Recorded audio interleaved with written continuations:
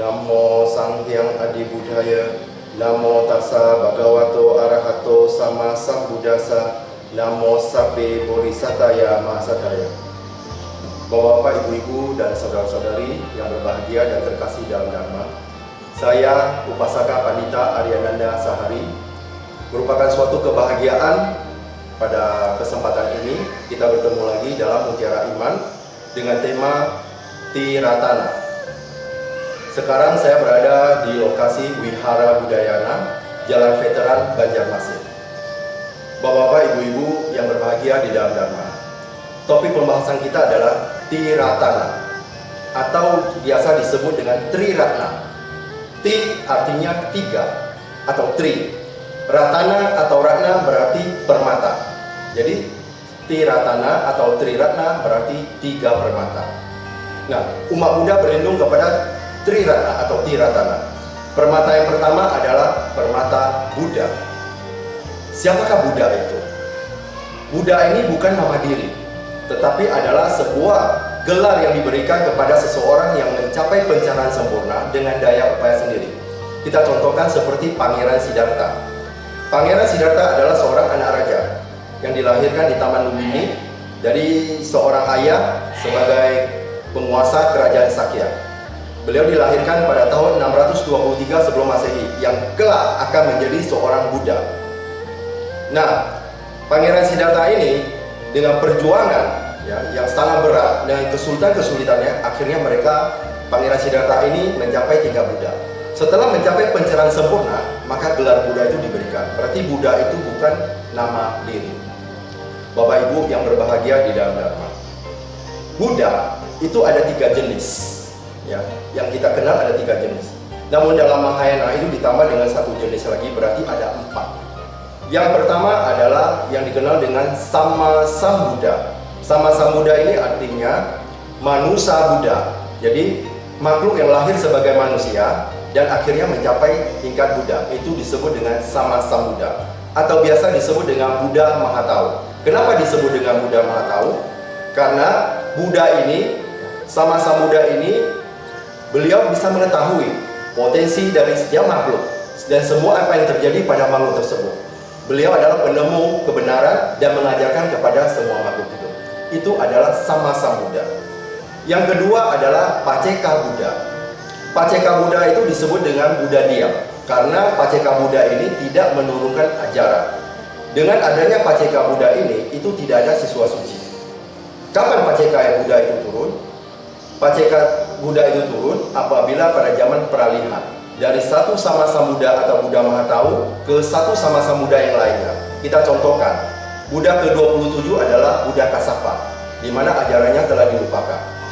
Ketika peralihan dari Buddha Kassapa kepada Buddha Gautama sekarang ini, itu ada zaman kegelapan atau kekosongan. Itulah para Paceka itu lahir. Mereka lahir itu dengan daya upaya sendiri, dengan usaha sendiri, mereka mencapai tingkat Buddha. Namun mereka tidak menurunkan ajaran, maka mereka disebut dengan Buddha diam. Yang ketiga disebut dengan Sawaka Buddha. Sawaka Buddha itu adalah murid dari seorang Sama Sambuddha atau Buddha Mahatau. Nah, dengan ada siswa-siswa suci tersebut, itu juga memungkinkan adanya makhluk yang telah mencapai tingkat kesucian. Yang keempat, itu tambahan karena dari Mahayana, itu biasa diyakini disebut dengan Dhyani Buddha. Tapi Dhyani Buddha ini sebenarnya Buddha yang tidak pernah dilahirkan. Ini berhubungan dengan ketuhanan, yaitu Dharmakaya. Bapak-bapak, ibu-ibu, dan saudara-saudari yang terkasih dan berbahagia di dalam Dharma, Buddha yang tadi kita sebut sebagai makhluk yang telah mencapai penerangan sempurna, ya, dengan kekuatan sendiri, dengan usaha sendiri, tanpa ada bantuan dari makhluk lain. Ketika mereka dilahirkan di Taman Lumbini dan mencapai pencerahan di Buddha Gaya. Buddha Gaya pada tahun 588 sebelum Masehi.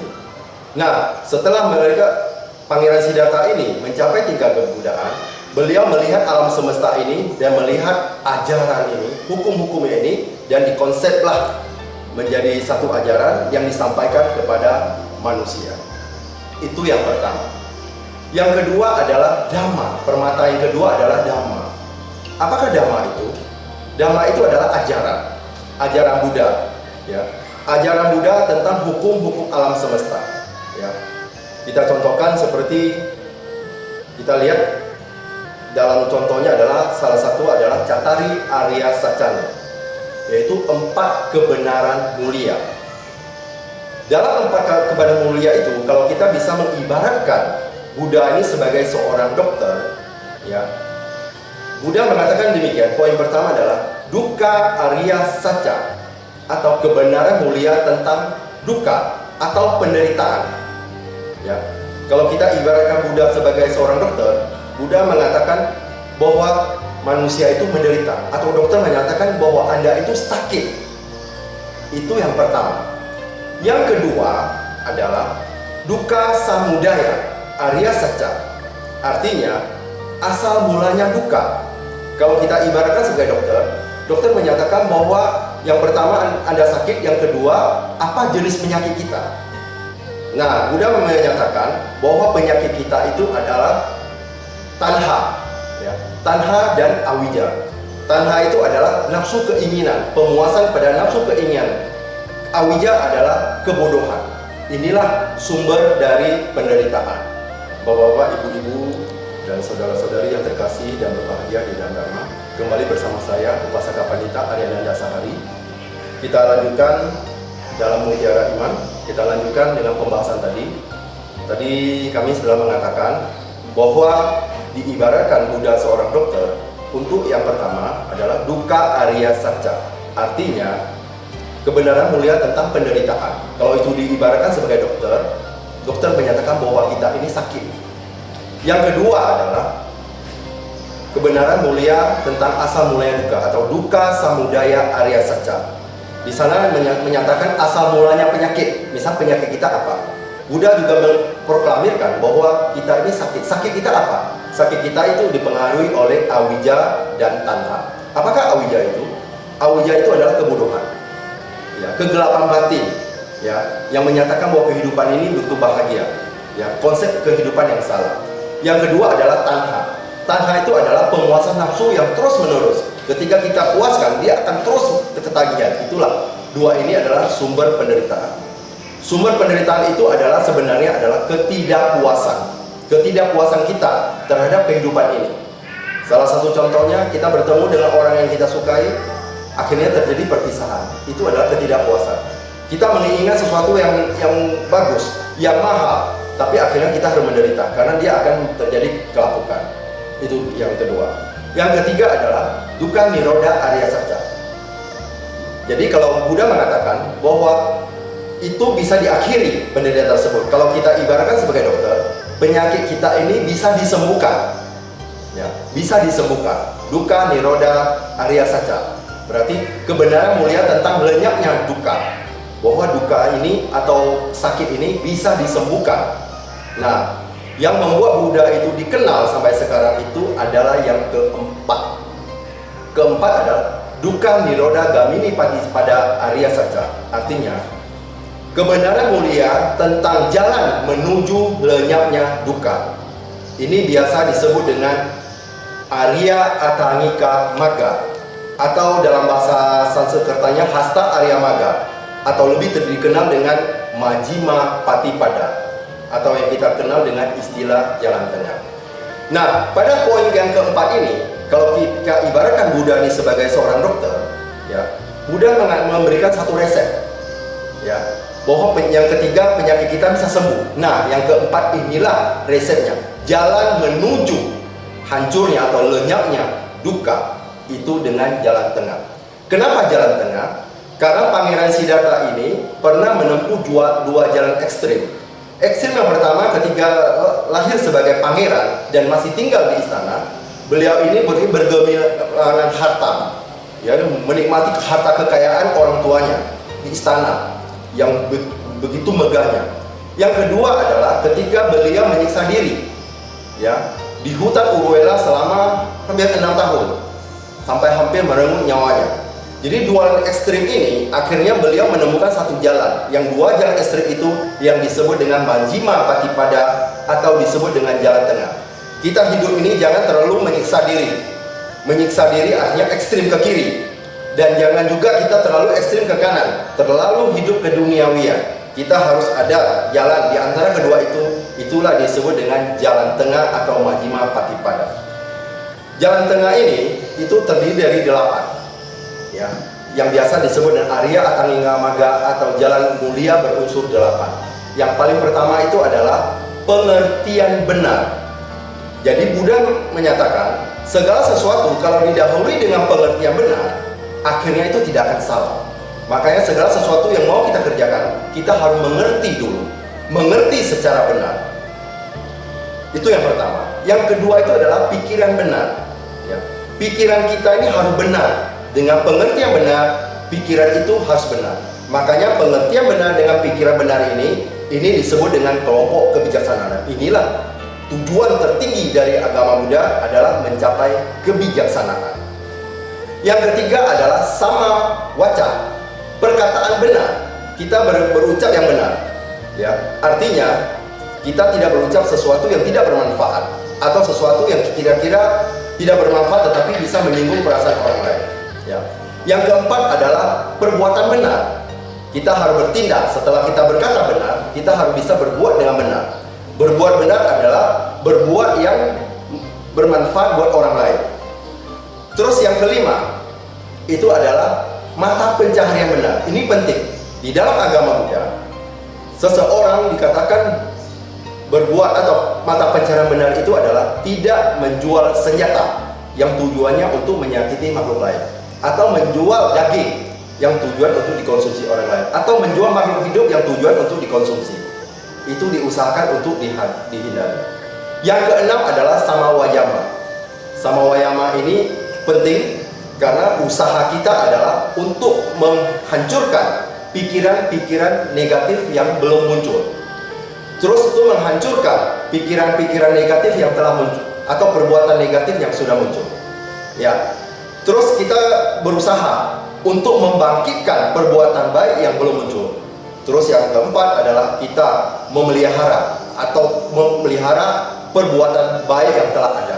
Ini adalah usaha benar. Yang ketujuh adalah perhatian benar. Kalau kita dalam perhatian benar itu adalah kita punya perhatian terhadap semua yang ada di lingkungan kita, terhadap gerak-gerik jasmani kita, perbuatan kita, semuanya kita harus dengan konsentrasi dengan perhatian yang cukup, ya. Perhatian kita terhadap fisik kita, terhadap semua perbuatan-perbuatan kita. Ketika kita meditasi, kita menyadari lingkungan kita, gerak-gerik dari badan jasmani. Itu yang ketujuh. Yang kedelapan itu adalah meditasi benar atau konsentrasi benar. Konsentrasi benar di sini adalah kita menguatkan pikiran kita itu, ya, dengan mengisi dengan energi-energi positif. Ketika kita meditasi, kita memfokus kepada satu objek. Tujuannya adalah agar pikiran ini, energi-energi positif yang berkembang dalam pikiran itu semakin lama semakin kuat. Inilah yang disebut dengan jalan utama beruas 8. Bapak, Ibu, dan saudara-saudari yang terkasih dan berbahagia di dalam Dharma. Dari 8 ini kita bagi menjadi 3 kelompok. 3 kelompok ini kita sebut dengan sila, samadhi, dan panya. Sila itu yang tadi saya katakan, kelompok sila itu yang pertama adalah perkataan benar atau ucapan benar, perbuatan benar, terus mata pencaharian benar. Ini adalah kelompok dari sila. Ini adalah kelompok dari pondasi. Yang kedua adalah kelompok samadhi, yaitu usaha benar, perhatian benar, konsentrasi atau meditasi benar. Ini adalah kelompok dari samadhi. Yang ketiga adalah kelompok dari kebijaksanaan, yaitu pengertian benar dan pikiran benar. Ketika kelompok ini kita sebut dengan sila, samadhi, dan panya.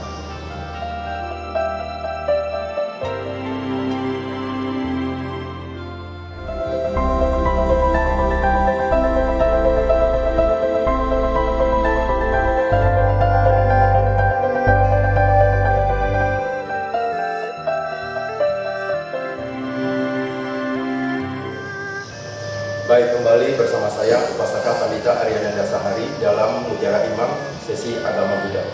Tadi kita telah berbicara mengenai 3, yaitu sila, samadhi, dan panya, yaitu yang pembagian dari jalan utama beruas 8. Jadi sebenarnya ajaran Buddha ini itu semua dikemas. Dikemas itulah yang kita sebut dengan Dhamma. Jadi yang tadi saya sampaikan tadi ini adalah disebut dengan Dhamma. Itu yang paling dasar. Nah, Dhamma itu sebenarnya kalau kita bagi itu menjadi dua. Yang pertama adalah disebut dengan Pakati Sila. Yang kedua disebut dengan Panyati Sila. Pakati Sila itu adalah sila alam semesta yang sifatnya mutlak, ya. Percaya tidak percaya itu tetap berlaku buat kita. Yang kedua disebut dengan Panyati Sila. Panyati Sila itu adalah ajaran yang sifatnya adalah duniawi. Artinya itu masih bisa berubah. Contohnya aturan-aturan yang kita buat itu semua masih mengalami suatu perubahan. Nah, dari Dhamma inilah Buddha lebih menitikkan beratkan kepada Pakati Sila. Selain dari yang tadi saya sebutkan ada Catarik Arya Sacani, itu juga ada ajaran-ajaran lain yang dalam hukum kesunyataan, yaitu dalam Pakati Sila ini adalah disebut dengan Karma dan Punarbawa. Karma dan Punarbawa ini merupakan ajaran inti juga dari Buddha, di mana seseorang itu berbuat akan menerima hasilnya. Ya, itu disebut dengan karma. Dan karma ini sangat mempengaruhi terhadap kelahiran, karena Buddhis meyakini adanya suatu kelahiran yang akan datang. Makanya seseorang itu mempunyai potensi untuk menjadi Buddha. Menjadi Buddha itu adalah suatu pilihan. Buddha bukanlah dikirim oleh Tuhan atau bukan diutus oleh Tuhan untuk ke dunia ini. Tetapi Buddha ini adalah suatu pilihan. Beliau ini pernah bertekad untuk menjadi Buddha dengan mengumpulkan perbuatan-perbuatan baik atau disebut dengan parami. Nah, selain karma dan punarbawa, artinya kita berbuat sangat menentukan apa yang telah kita kelahiran kita yang akan datang. Apa yang kita berbuat itu sangat mempengaruhi kita, perbuatan kita, ya, kehidupan kita. Contohnya misalnya keadaan kita seperti ini, kita kaya karena ada perbuatan baik kita, berdana dan lain sebagainya. Terus adanya lagi tilakhana atau hukum tiga corak umum, ya. Ada duka, ada anicca, duka itu yang tadi kita sebut sebagai penderitaan. Terus adanya anicca. Anicca adalah suatu proses perubahan dari makhluk, ya, fisiknya dari kecil menjadi besar, dari besar menjadi tua, sakit dan akhirnya mati. Itu adalah satu proses anicca. Yang ketiga adalah anatta.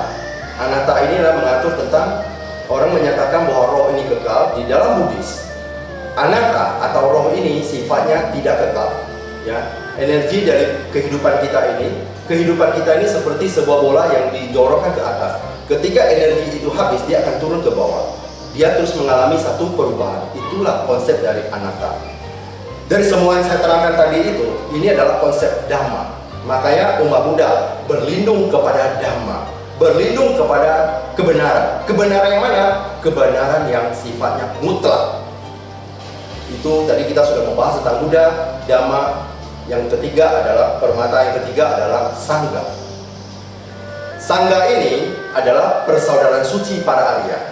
Sangha ini terdiri dari dua, ya, Samuti Sangha dan Arya Sangha. Yang dimaksud dengan Samuti Sangha ini adalah para biku atau bikuni yang belum mencapai tingkat kesucian. Sedangkan Arya Sangha adalah mereka yang telah menembus kesucian. Siapa sebenarnya Sangha itu? Sangha ini adalah perkumpulan para biku-bikuni yang merupakan siswa-siswi Buddha yang menjaga atau melestarikan Dhamma dari zaman ke zaman. Ya, kita lihat 26 abad yang lalu, ajaran Dhamma ini masih terpelihara dengan baik. Kitab suci Tipitaka masih terpelihara dengan baik. Itu difaktorkan adanya siswa-siswi terbaik dari Buddha yang melestarikan Dhamma itu dari masa ke masa. Dari zaman Buddha sampai saat ini itu sudah berjalan lebih kurang 26 abad. Di dalam agama Buddha, Sangha Arya Sangha itu bisa mencapai 4 macam kesucian. Yang pertama adalah Sotapanya. Sotapanya ini adalah tingkat kesucian pertama. Kalau orang yang telah mencapai tingkat kesucian Sotapanya, itu beliau ini sudah istilahnya neraka. Itu sudah tertutup dengan orang Sotapanya. Dan kalau dilahirkan kembali, seorang Sotapanya akan mengalami 7 kali lagi maksimal untuk dilahirkan lagi, akhirnya mencapai tingkat kesucian tertinggi. Yang kedua disebut dengan Sakadagami. Sakadagami adalah tingkat kesucian kedua, ya. Tingkat kesucian dua, setelah meninggal, dia akan dilahirkan itu selama 1 kali lagi. Yang ketiga adalah Anagami. Anagami adalah tingkat kesucian ketiga. Apabila seseorang atau bikuni atau umat awam yang telah mencapai Anagami, setelah badan jasmaninya hancur, dia tidak kembali lagi ke dunia. tapi mencapai tingkat kesucian di alam sudawasa atau di alam Brahma sudawasa. Terus yang keempat adalah tingkat yang tertinggi, yaitu arahat. Arahat ini adalah musnahnya semua kekotoran batin, kilesa, musnahnya semua nafsu dan kegelapan. Seseorang telah mencapai arahat seperti Buddha. Buddha telah mencapai arahat. Artinya beliau telah mencapai kebijaksanaan tertinggi. Ya, makanya kita sebut sekarang dari Triratna ini ada Buddha, Dhamma, dan Sangha. Buddha, Dhamma, dan Sangha ini adalah merupakan satu kesatuan yang tidak bisa saling dipisahkan. Nah, Buddha Gautama sebenarnya bukan Buddha yang pertama, ya. Yang sebelumnya masih banyak Buddha-Buddha yang lain. Buddha ke-28 adalah Buddha sekarang ini. Jadi Buddha Gautama ini adalah Buddha ke-28. Mereka mengajarkan ajaran yang sama dengan Buddha-Buddha terdahulu. Baik, Bapak-bapak, Ibu-ibu, dan saudara-saudari yang berbahagia di dalam Dharma. Kesimpulannya, bahwa umat Buddha mempunyai sadar kepada Triratna. Triratna itu adalah Buddha, Dhamma, dan Sangha.